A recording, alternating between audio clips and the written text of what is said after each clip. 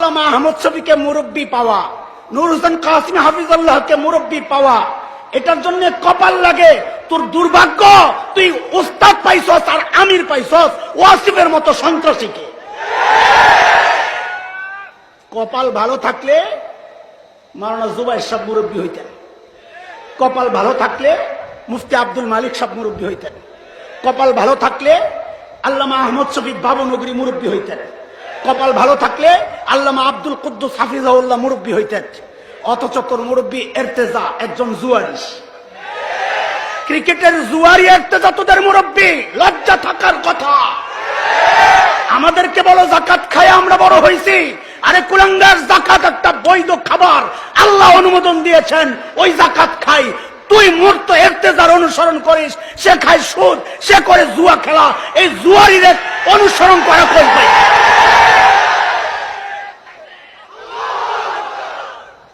এটা হিসাব সোজা।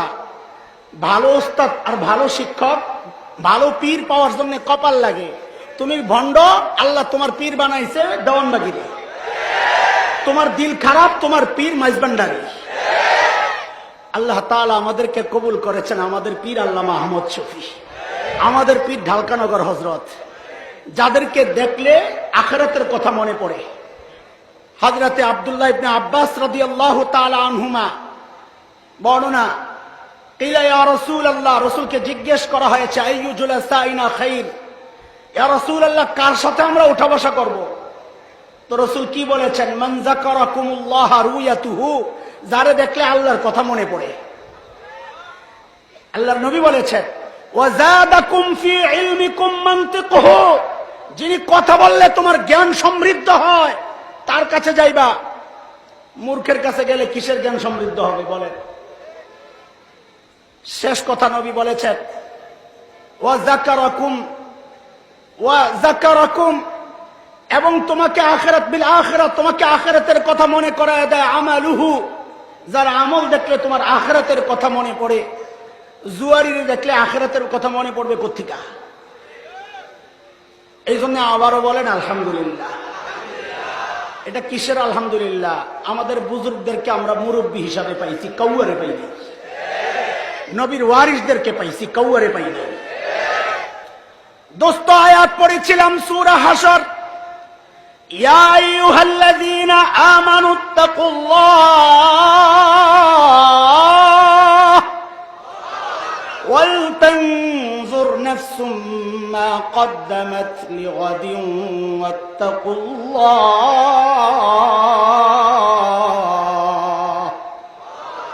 ইন্নাল্লাহা খাবীরুম বিমা তা'মালুন।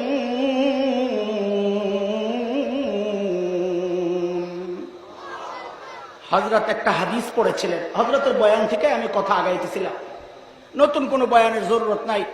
আমাদের উস্তাদ, আমাদের মুরব্বী যেই বয়ান করেছেন, ওখান থেকে একটা শাখা বের করে একটু কথা বলে যাওয়া, সময় আমার হাতে খুব কম।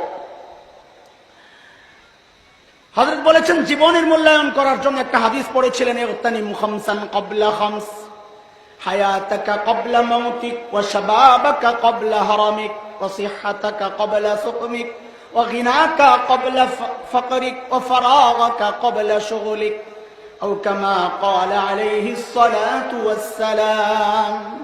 5 জিনিস আসার আগে আগে 5 জিনিসের মূল্যায়ন করো। এর মধ্যে একটা হচ্ছে তোমার হায়াতের মূল্যায়ন করো, মৃত্যুর আগে আগে, নাইলে আফসোস করা লাগবে। হাসরের মাঠে আফসোস করা লাগবে। হায় কি করো না?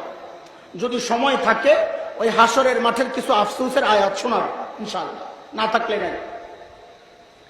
যে আয়াত পড়েছি, ওই আয়াতে রব্বে কারীম প্রত্যেকটা মানুষকে হুকুম করছেন, ওয়াল তানজুর নাফসুম মা কদ্দামাত লিগাদ, আখিরাতের জন্য তোমার চালান আর পুঁজি কি একটু চিন্তা করো। আল্লাহর সামনে কি নিয়ে দাঁড়াবা? আল্লাহর সামনে